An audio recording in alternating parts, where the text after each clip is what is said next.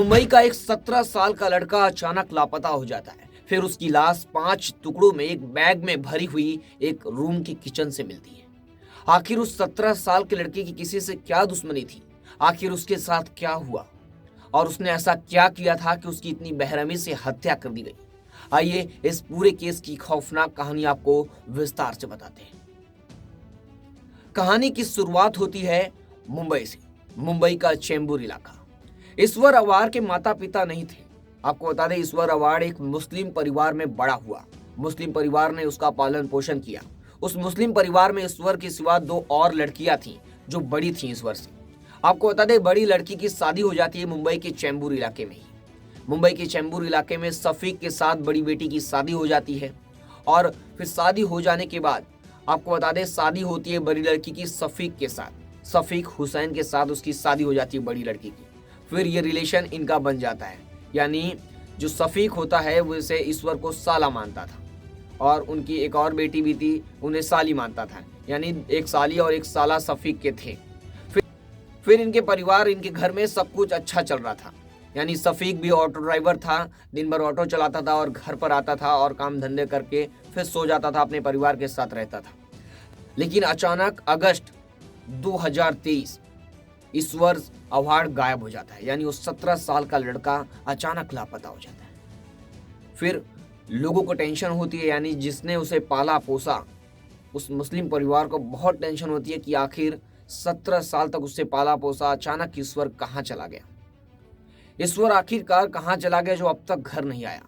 यानी लगभग 1 से 1.5 दिन का समय गुजर जाता है, ईश्वर घर नहीं आता है। तो फिर उस मुस्लिम परिवार ने पुलिस में कंप्लेन की। यानी ईश्वर के बारे में पूरी जानकारी दी और पुलिस स्टेशन में मामला दर्ज कराया। फिर पुलिस एक्शन में आती है और उस लड़के की खोजबीन में जुड़ती है। उस लड़के की तस्वीर जगह जगह चिपकाती है और जगह जगह पुलिस स्टेशनों में ट्रेस करने की कोशिश करती है। उसकी पहचान पत्र, यानी जगह जगह लापता के फोटो लगाए जाते हैं। यानी उसको ट्रेस करने की हर मुमकिन कोशिश की जाती है कि ईश्वर अवार का पता लगाया जा सके। ईश्वर अवार अचानक कहाँ चला गया। और फिर पुलिस ये भी कोशिश करती है, यानी जगह जगह जाकर चेक करती है, यानी कहीं कोई सूचना तो नहीं है, कहीं बॉडी मिलने की सूचना तो नहीं है, यानी कहीं लाश वोश तो नहीं मिली है, उसकी पहचान की जाए। लेकिन ऐसी कोई खबर नहीं थी, कहीं लाश भी नहीं मिली थी, कुछ भी नहीं था। फिर पुलिस के मन में एक ही सवाल था, आखिर ईश्वर कहाँ गया? ईश्वर से किसी की क्या दुश्मनी थी? क्या ईश्वर घर द्वार छोड़कर कहीं और चला गया या किसी और राज्य में चला गया? पुलिस स्टेशनों पर भी तलाश शुरू करती है। कई जगहों पर तलाशी, यानी पुलिस की कई टीमें इस केस में जांच कर रही थी। आपको बता दें, फिर पुलिस लास्ट टाइम यानी परिवार से पूछताछ करती है। जब परिवार से पूछताछ करना शुरू करती है, यानी जिसने इसे पाला पोसा, यानी ईश्वर को जिसने बड़ा किया, उससे पूछताछ करती है कि आखिरी बार आपने ईश्वर को कहाँ देखा। यानी ईश्वर अवार को आपने आखिरी लास्ट बार कहाँ देखा था? फिर परिवार ने बताया कि लास्ट बार वो शफीक के साथ, यानी उनके दामाद के साथ उनके घर गया था। यानी शफीक, उनकी बड़ी बेटी का पति, शफीक के साथ ईश्वर गया था। यानी ईश्वर लगभग हरदम शफीक के घर जाया करता था और लास्ट बार भी वो शफीक के साथ घर गया था। फिर उसके बाद वो घर नहीं आया है। फिर पुलिस बोलती है कि शफीक के घर जाती है और शफीक से पूछताछ करने की कोशिश करती है, लेकिन शफीक गुमराह करने की कोशिश करता है पुलिस को कहीं ना कहीं शफीक के ऊपर शक हुआ। फिर यानी परिवार वालों से और पूछताछ करती है कि शफीक के घर कभी और भी जाया करता था क्या ईश्वर? तो पुलिस को बताते हैं कि ईश्वर अक्सर शफीक के घर जाया करता था। यानी हफ्तों में लगभग वो जाया ही करता था शफीक के घर पे, हरदम जाया करता था। तो ऐसा कोई हैरानी वाली बात नहीं है कि वो शफीक के घर पहली बार गया था। फिर पुलिस को कहीं ना कहीं शफीक के ऊपर शक था। फिर पुलिस उस इलाके का, जहाँ शफीक रहता था, वहाँ के सारे सीसीटीवी खंगालती है। जब सारे सीसीटीवी खंगालती है तो बाद में पता चलता है कि ईश्वर शफीक के साथ गया था, लेकिन उसके बाद वापस वो बाहर नहीं आया। यानी शफीक के घर में ही वो ईश्वर रह गया। यानी शफीक के घर में ही कुछ ना कुछ गड़बड़ हुआ है। फिर शफीक से पुलिस कड़ाके से पूछताछ करती है। जब कड़ाके से 360 से पूछताछ करती है तो टूट जाता है और पूरी सच्चाई बताता है और एक खौफनाक कहानी सामने निकल कर आती है। आपको बता दें, शफीक विस्तार से पूरी कहानी बताता है कि क्या हुआ था। शफीक बताता है कि ईश्वर को उसने 5 टुकड़ों में, यानी 4 से 5 टुकड़ों में काट दिया है। कई मीडिया रिपोर्ट्स की माने तो 5 से 6 टुकड़ों में काटा है और ऑफिशियली जो मीडिया रिपोर्ट चला रही है, यानी वो 4 टुकड़ों में सफ़ी को हंसुए से काट देता है। हंसुओं से काटने के बाद उसे बैग में भरकर वो किचन में रख देता है। फिर पुलिस मौके पर पहुंचती है और पूरा तलाश करती है उसके घर का। तो ये बात सच थी, बैग से यानी उसके किचन से सफ़ी यानी जो ईश्वर था उसके बॉडी के टुकड़े मिलते हैं, वो भी 4-5 टुकड़ों में।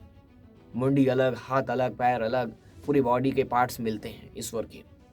फिर पुलिस और पूछताछ करती है कि तूने ईश्वर को मारा क्यों।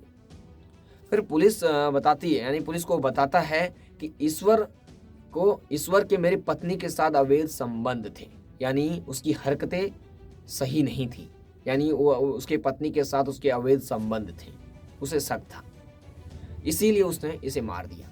यानी सोचिए, जिस लड़की के घर पर वो बड़ा हुआ, जिस लड़की के माता पिता उसे बड़ा किए, फिर शादी होने के बाद सिर्फ शक के आधार पर उसके पति ने उसके मुंह बोले भाई को मौत के घाट उतार दिया। वो भी 1-2 टुकड़ों में, 5 टुकड़ों में काटकर किचन में रख दिया, हंसुए से काटा। और आपको बता दें, पहले तो उसके सर पर वार किया, घर में लाने के बाद सर पर वार किया, और सर में वार करने के बाद वो बेहोश हो गया और उसके टुकड़े टुकड़े कर दिए। इस खौफनाक कहानी, एक शक के चलते एक नाबालिग लड़के की जान चली गई। आपको बता दें, सफ़ी के ऊपर 2013 में भी नारायण कोली की हत्या के मामले में यानी उसे जेल गया था। वो इससे भी पहले भी हत्या के मामले में जेल गया था, लेकिन वो बेगुनाह साबित हुआ था 2013 में। और ये अगस्त 2023 की कहानी है, काफ़ी खौफनाक कहानी है। आपको बता दें, देश के कोने कोने से इस तरह की घटनाएं सामने आ रही हैं। एक्स्ट्रा मैरिटल अफेयर, कभी कहीं तो कुछ, कहीं तो कुछ। लगातार मुंबई में क्राइम के केस बढ़ते जा रहे हैं, लोग फिर भी बाज नहीं आ रहे हैं। पुलिस लगातार एक्शन ले रही है। आपको बता दें, आज तक ऐसा कोई केस नहीं जिसे पुलिस सुलझा नहीं पाई हो। काफ़ी कम केस हैं जिसे पुलिस अभी भी सुलझाने में लगी हुई है, जो एक रहस्य बनकर रही है। ये केस आप लोगों को कैसा लगा कमेंट करके जरूर बताएं। फिर मिलूंगा एक नए केस और एक नई कहानी के साथ। तब तक के लिए जय हिंद। देखते हैं हमारे साथ लगातार, और हमारे चैनल और हमारे फेसबुक पेज को फॉलो करना ना भूलें।